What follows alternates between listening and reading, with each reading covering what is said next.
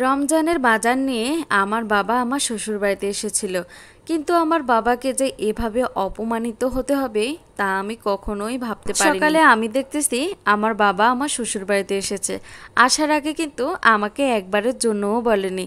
সাথে কিন্তু অনেকগুলো ফলমূল, ইফতার, কাপড় চোপড় নিয়ে এসেছিল। আমি তো আমার বাবাকে দেখে অনেক খুশি হয়েছিলাম। তাড়াতাড়ি করে বাবাকে বললাম, বাবা তুমি এখানে বসো, আর এতগুলো কি নিয়ে এসেছো তুমি, না আনলেও তো পারতে। এদিকে আমার শাশুড়ি ঘর থেকে এসে বলতেছে, কই তোমার বাবা, দেখি কি নিয়ে আসছে। আমি বললাম, এই যে মা, আমার বাবা ইফতার কাপড় নিয়ে এসেছে। বাবা বলল, তোর শাশুড়ির জন্য একটা শাড়ি নিয়ে এসেছি, তোর শাশুড়িকে শাড়িটা দে। তখন আমি আমার শাশুড়ির শাড়িটা বের করে আমার শাশুড়ি মাকে দিলাম। বললাম, মা এই যে একটা শাড়ি আমার বাবা আপনার জন্য এনেছে। শাড়িটা দেখে আমার শাশুড়ির মুখটা কেমন জানি কালো হয়ে গেল। তারপর একটু নাড়াচাড়া করে দেখতেছে শাড়িটার রং উঠবে কি না। তারপর বলতেছে, এগুলো শাড়ি তো আমি পরি নাই কখনো, জানি না কিরকম হবে, মনে হচ্ছে রং উঠবে, আর কেমন জানি আমার কাছে ভালো লাগতেছে না। আমি বললাম, এই তোমার শাড়িটা তো ভালোই করতেছে। তখন আমার শাশুড়ি বলতেছে, এই শাড়িগুলো আমরা ঈদের সময় ফকির মিসকিনদের দেই, তুমি হয়তো এখানে কখনো ঈদ করোনি, তার জন্য তুমি জানো না। আমার বড় যাও বলে উঠলো, ঠিক বলেছেন আম্মা, গত ঈদে না এইরকম সেম কাপড় আমরা ফকির মিসকিনদের মাঝে দিয়েছিলাম। কথাটা শোনার পর আমার বাবার মুখটা একদম অন্ধকার হয়ে গেল।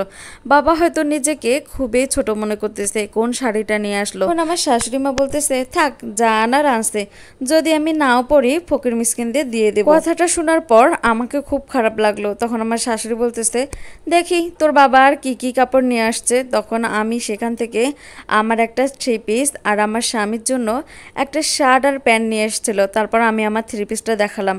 তারপর বলতেছে, তুমি এই ধরনের 3 পিস পরো, আমাদের বাড়িতে তো কেউ এই ধরনের 3 পিস পরে না, আর আমার ছেলে তো এরকম শার্ট প্যান্ট মনে হয় কোনোদিন পরেও নি। যদি নিয়ে আসবেন তো একটু ভালো দেখেও নিয়ে আসেন, এমন কাপড় নিয়ে আসবেন না যেগুলো আমরা পরতে পারি না। আমার বাবা বলল, ঠিক আছে, আমি তো বুঝতে পারিনি আপনারা কোন ধরনের কাপড় পরেন। আসলে আমার বাবা না অতটাও বড় লোক না, আমরা 3 বোন 1 ভাই, আমার ভাইটাও অনেক ছোট। আমার বাবার সামান্য একটু জমি আছে, ওগুলো দিয়েই কোনো মতনে টেনে টুনে সংসার চলে। আর ঈদের সময় তো আমাদের 3 বোনকে কাপড় দিতে হয়। আমার কোনো বাচ্চা নাই, আমার 2 বোনের বাচ্চা আছে, ওদেরকে কাপড় দিতে হয়, বাচ্চাদের কাপড় দিতে হয়। 3 বোনের শ্বশুর বাড়িতেই কাপড় ইফতার দিতে আমার বাবা হিমশিম পড়ে যায়। তারপরেও বাবা কখনোই বলে না যে দিতে পারবো না। তারপরেও বাবা যতটুকু সামর্থ্য আছে ততটুকু নিয়েই আমাদের 3 বোনের শ্বশুর বাড়িতে যায়। আসলে না মা বাবারা এরকমই, তাদের যতটুকু সামর্থ্য আছে সবগুলোই সন্তানদেরকে দিতে চায় তাদের সুখের জন্য। কিন্তু আমার বাবাকে যে এভাবে অপমানিত হতে হবে তা আমি ভাবতে পারিনি। আগে যদি জানতাম তাহলে আমার বাবাকে কখনোই আসতে দিতাম না।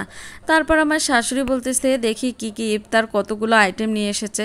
আমার বাবা অল্প কয়েকটা আইটেম নিয়ে গিয়েছিল। তারপর বলতেছে, তুমি কি দেখছো এই কয়েকদিনে আমরা এগুলো দিয়ে ইফতার করি, তুমি তোমার বাবাকে বলতে পারোনি আমরা কোন কোন খাবার খাই। আসলে আমার বাবা যেগুলো নিয়ে আসছিল তার হয়তো 2-1টা আইটেম একটু বেশি ছিল, কিন্তু তার বাইরে না। কিন্তু আমার শাশুড়ি এমন ভাব নিচ্ছিল যে সে জীবনে এরকম খাবার খায়নি বা এগুলো তারা খায়ই না, এরকম একটা মনোভাব করছিল। তারপর আমার বাবা বলতেছে, মা আজকে তাহলে আমি আসি।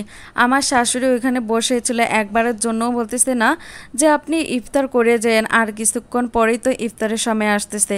আমার শাশুড়ির মুখটা দেখার মতো ছিল না। আমিও আমার বাবাকে আর বাধা করলাম না, বাবাকে বললাম, ঠিক আছে তাহলে তুমি এখনই চলে যাও। যাওয়ার সময় তো আমার বাবা কান্নাই করে দিল। বাবার চোখের পানি দেখে আমিও আর নিজের চোখের পানি আটকাতে পারলাম না। তাদের চোখের আড়াল করে কোনোভাবেই আমি আমার রুমে গেলাম, সেখানে গিয়ে কান্না করতেছি। হয়তো তাদের সামনে যদি আমি কান্না করতাম ভাবতো আমার বাবা হয়তো বা কোনো বুদ্ধি দিয়ে গেছে, আরও আমার বাবাকে অপমান করতো। নিজের চোখের সামনে নিজের বাবাকে এভাবে অপমানিত হতে দেখতে হবে এটা আমি জীবনেও ভাবতে পারিনি। এর থেকে আমার মরণ হওয়াই ভালো ছিল।